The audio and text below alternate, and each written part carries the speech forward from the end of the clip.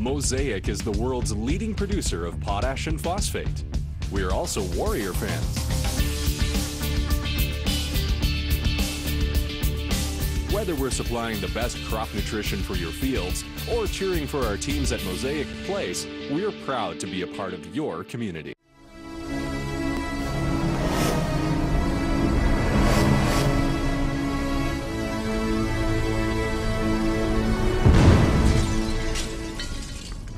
I'm James Gallo from Country 100 and welcome back to Mosaic Warriors TV online at mjwarriors.ca. We've got a special show for you as we've got on the road to 15 Wing in Moose Jaw, where the Warriors and Snowbirds will learn from each other and share their experiences. Oh, and it's going to be a special day for two members of the tribe as Captain Kendall McFall and Luke Siemens will head into the Snowbirds and into the great blue sky. We've got lots on the way, including RBC Cribs with James Henry and Eric Arnold. We'll also have Yara sitting with Stutz. But when we come back, it's your Subway player profiles on Mosaic Warriors TV.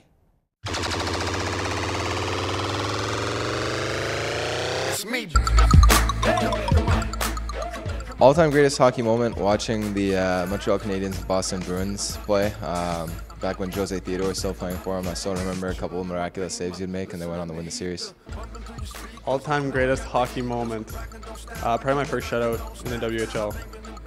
The all-time greatest hockey moment would probably be scoring my first goal. I mean, I can only faintly remember it, but my hockey idol in Rosetown, AJ Moore, growing up, him and I were on a breakaway together, and I kind of looked up to him, and he could score on will, and he had no reason to pass me, but he passed me anyways, and that's how I got my first goal. Probably watching Sidney Crosby score the goal in the gold medal games there. That was a pretty good moment in hockey for me. Probably when Crosby won the gold medal in overtime there in Vancouver, the Winter Olympics. Hobbies and activities away from hockey, usually just hanging out with friends, and when I was younger I used to play soccer. Ping pong, bowling.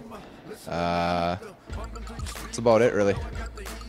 I enjoy target shooting. Do that quite a bit at the farm.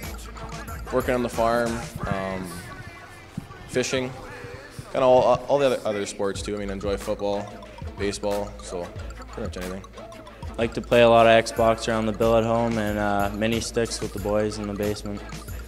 Hobbies and activities away from hockey, probably just hanging out with the boys, playing some video games, listening to music, watching hockey.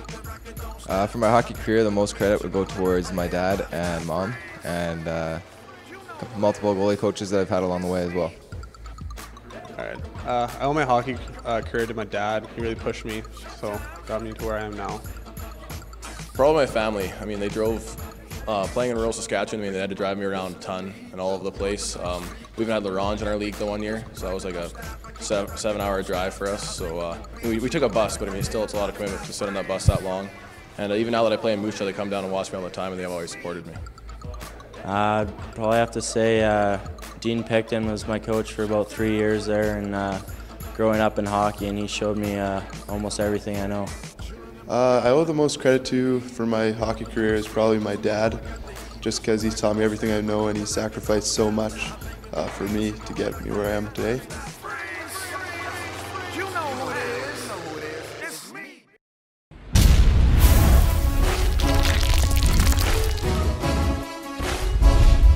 Do you have a question for your favorite Moose Jaw Warrior? Email video@mjwarriors.com.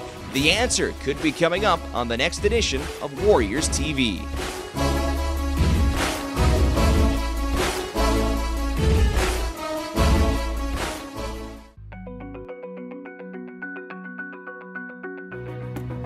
Whether we're moving 100-car unit trains of potash through the Canadian Rockies or 50,000-ton shiploads of phosphate through the Suez Canal, Mosaic's integrated supply chain distributes crop nutrients to more than 40 countries worldwide.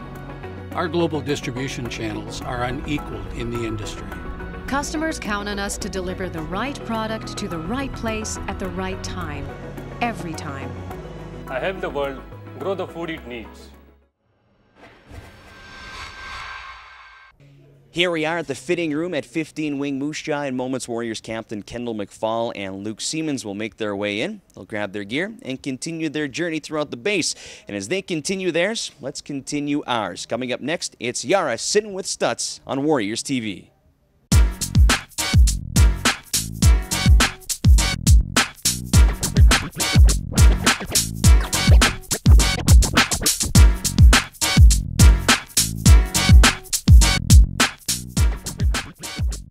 One thing that you brought up is the video prep.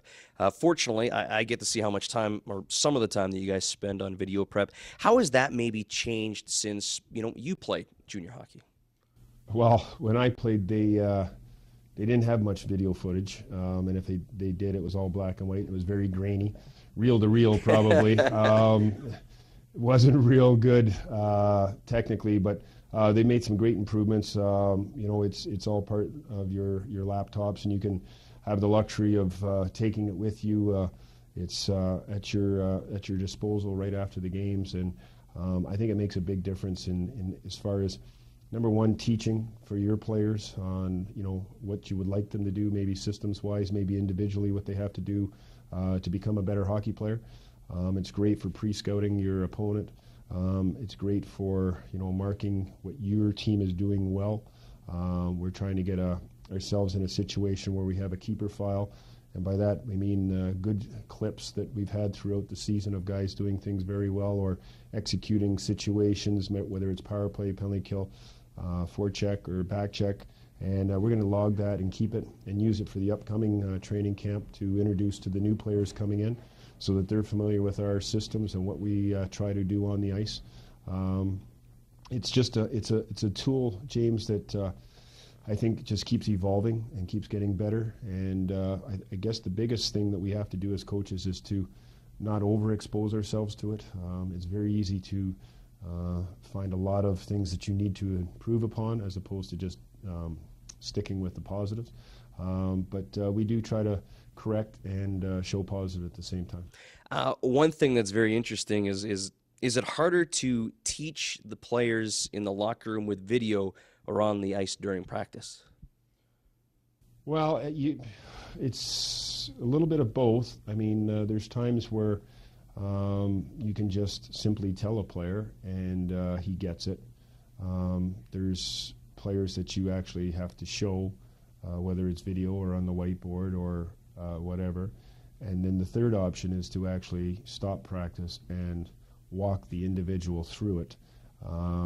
It takes a little bit longer that way. We try to use the other two methods as a form of being a little more efficient. But if need be, we are not opposed to walking players through their assignments on the ice. I know the first time that we spoke, you had talked a lot about how much you love teaching. Is that the thing about coaching that you really enjoy? Oh, absolutely. I mean, it's a challenge. I mean, it's a lot of these things that we're introducing to these kids are new to what they've been told or went through in the years coming up to junior. A lot of these guys have been the best players on their teams and have not really been coached on the proper way to play the game, whether it's with the puck or without the puck. Usually they're so skilled that their coaches say very little to them, just keep putting them out in the ice. And as they're trying to reach their goal of playing in pro or in the NHL or in the American Hockey League, it's our job to try to make them a more complete player, a better player than when they showed up. And hopefully if they've been here for 3 or 4 years, they have improved somewhat. If not, we haven't done our jobs, or maybe it's time to move them on. But I mean, it's just a case of there's nothing more rewarding as a coach when you finally see a player get it and actually start to implement it and see the success he can have with it. And then, you know what, you can sit back and maybe a couple of years down the road you see them playing in the NHL and getting their first point or their first game, and it's a pretty satisfying thing.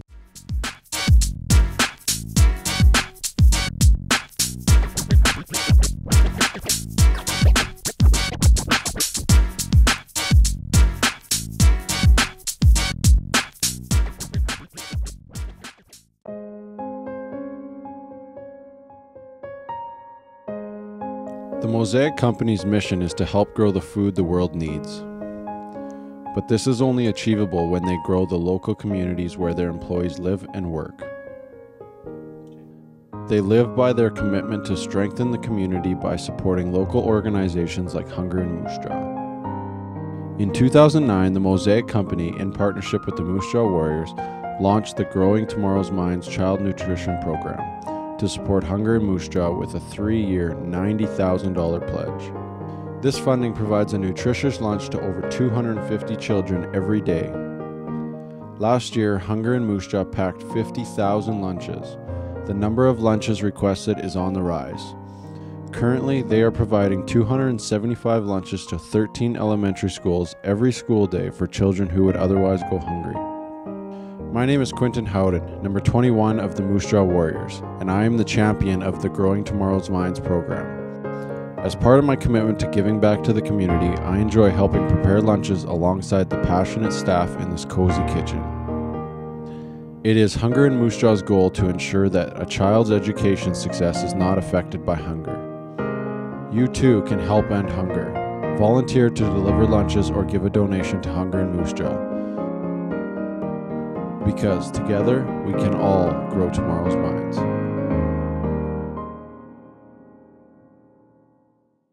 Here we are in a hangar at 15 Wing with a great view on the home of the Snowbirds. There's a good chance to see this beautiful plane and what the Warriors of the Sky do when they're up in the air and entertaining fans throughout North America and the rest of the world. And of course, the Snowbirds allowing us into their home today on Warriors TV. So let's allow you to come into the home of two Moose Jaw Warriors, James Henry and Eric Arnold, today on RBC Cribs.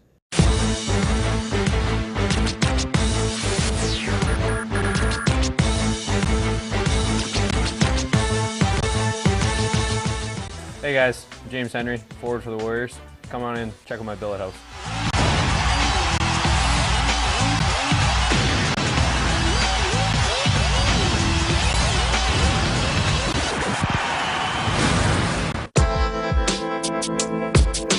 This is my roommate, Eric Arnold, also forward for the Warriors. All right, over here, we got the kitchen. And in the fridge, some of my favorite things have to be chocolate milk and the yogurt, and Arnie's favorite stuff would be the ketchup and the Parmesan cheese. And over here, Arnie's got some snacks and his extra stash of ketchup.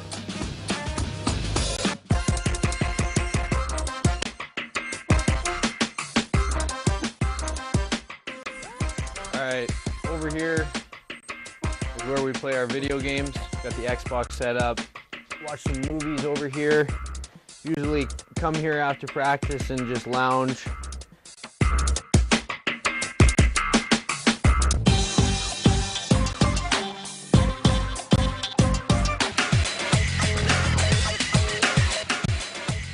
And here's my room. This is where, you know, keep all the dress clothes, stuff like that. Got my little hat collection. You know, I got the iPad over here and laptop too. My favorite CD, Selena Gomez. Hey guys, I'm Eric Arnold. I'm playing for the Warriors. And like James Henry said, that's my Parmesan cheese, my chocolate milk and my ketchup. I put my ketchup and Parmesan cheese actually pretty much on everything. That's a European thing, yeah, for sure. Because everyone is doing that. I don't like mayonnaise that much. No, I prefer ketchup. These are the two pictures that I bought for my billets for Christmas. They're painted in Switzerland, so it's kind of special for them.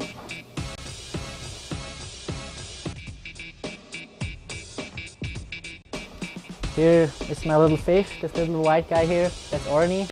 And I'm gonna feed him like every second or every third day. Actually a special fish because it's a white guy and all the other guys are pretty gold. So that's why my bullet dad and me said that's Arnie. Here's my bedroom, my bed and my golf club. I use it a lot in the summer. Just bought this summer like Canadian towel.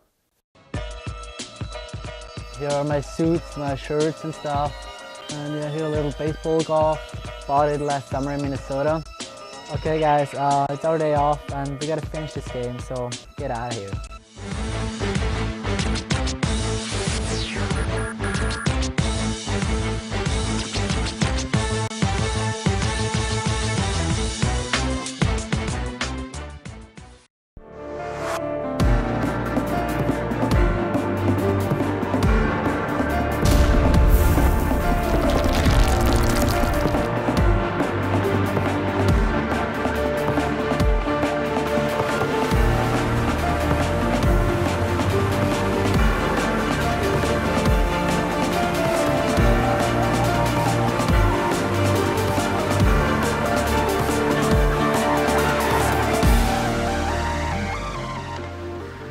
The biggest thing is when you get the puck back and you're loaded, you're ready to go. When you follow through, make sure you've got your whole body weight over that stick. And you snap it and point where you want to shoot it.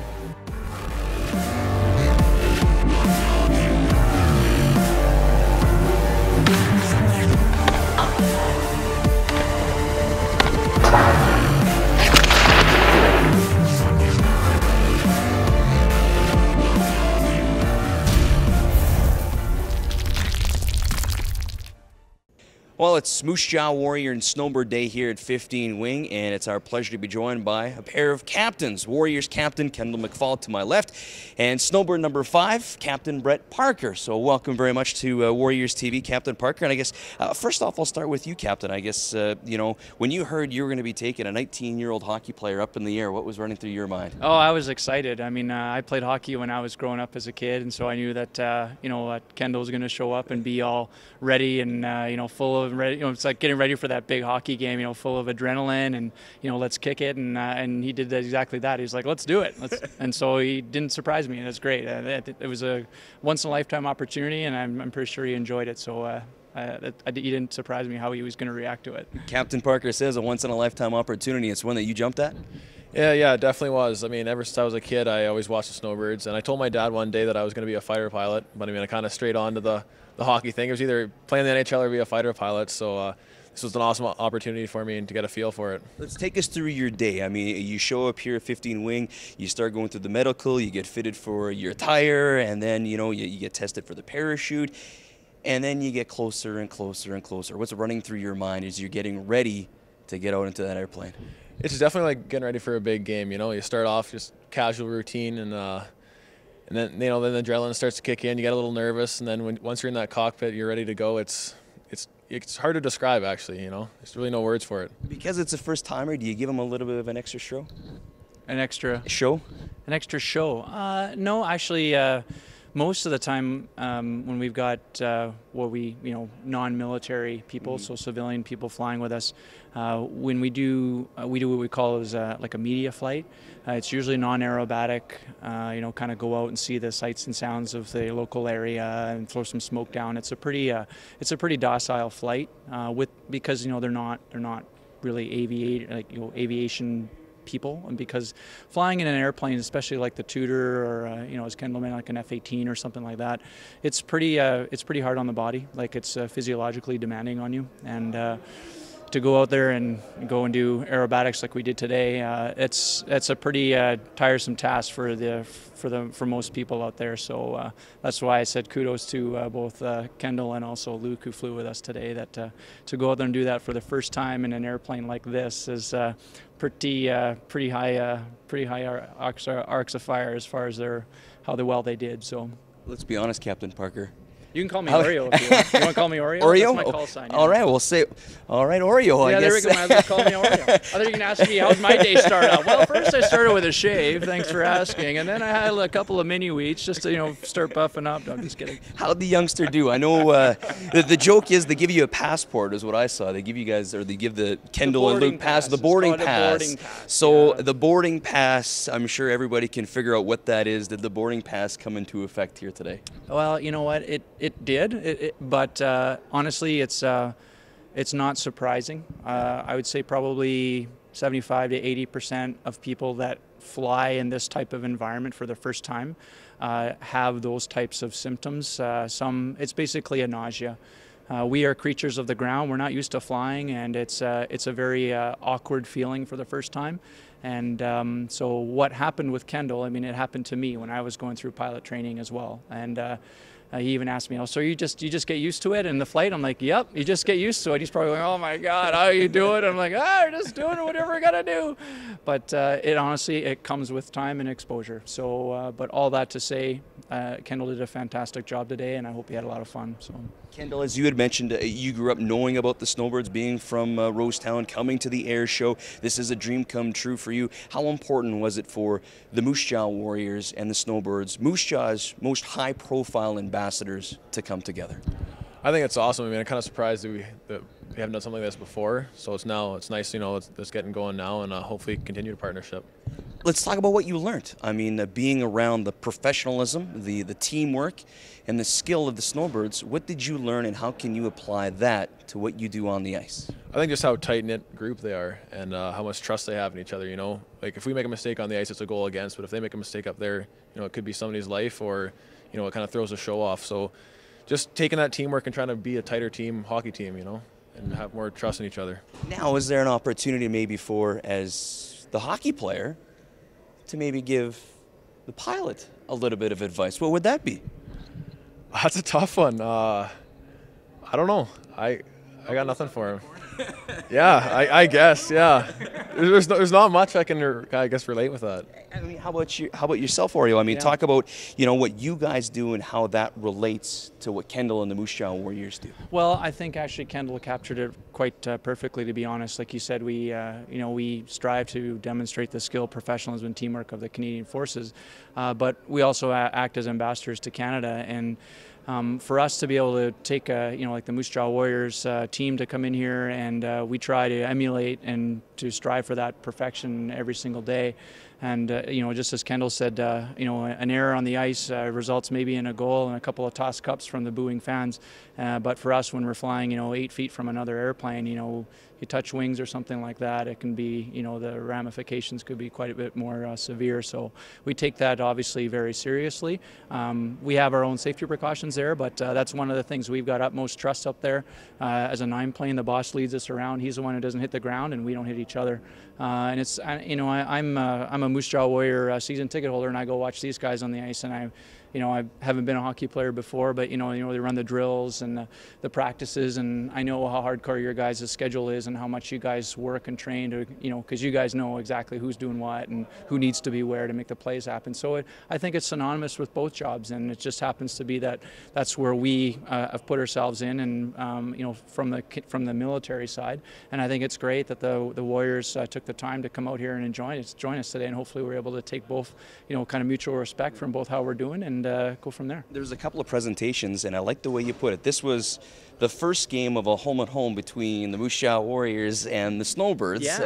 Today it was the Moose Jaw Warriors coming to 15 Wing, and then coming up on March 10th, it's the Snowbirds and people from 15 Wing coming to Moose Jaw, to Mosaic Place to cheer on the Warriors today when they take on the Regina Pats. I guess let's talk about, as much as Kendall enjoyed today, how much are you guys looking forward to March 10th? Oh, I love going to the games. I mean, I wouldn't be a season ticket holder if I didn't. But I have actually participated in a couple of sporting events, like even last year, in my first year, we went to the Grey Cup and also the Outdoor Hockey Classic in Calgary. And you know, the fans there, you get the energy from inside the building, and Mosaic Place is such a beautiful arena now, and it's going to be really special. We'll be there in our show suits and putting on, you know, the guys are going to host us, and it's going to be a fantastic evening. I can't wait. It's going to be almost feel like you're going to be flying a show to walk out on the ice, even just to be able to go out there and do the national anthem and salute the flag. I mean, it's pretty special. It's fun. It's a lot of fun.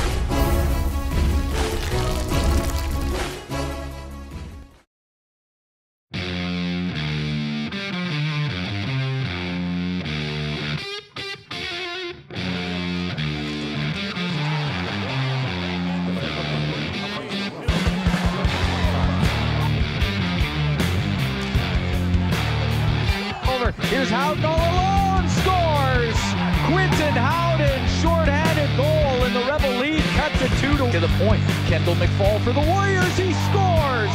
McFall from the left point. Dubik didn't see it. It goes in short side. Here is Kirsch to the middle. He scores!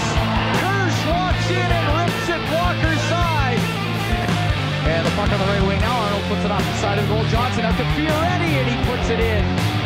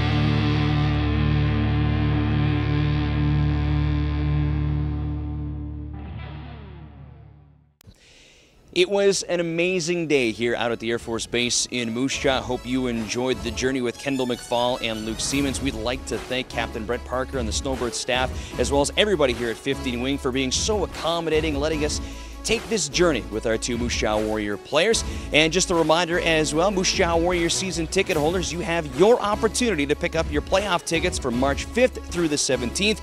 Tickets will go on sale to the general public as of March 19th. That's it for another edition of Warriors TV. I'm James Gallo.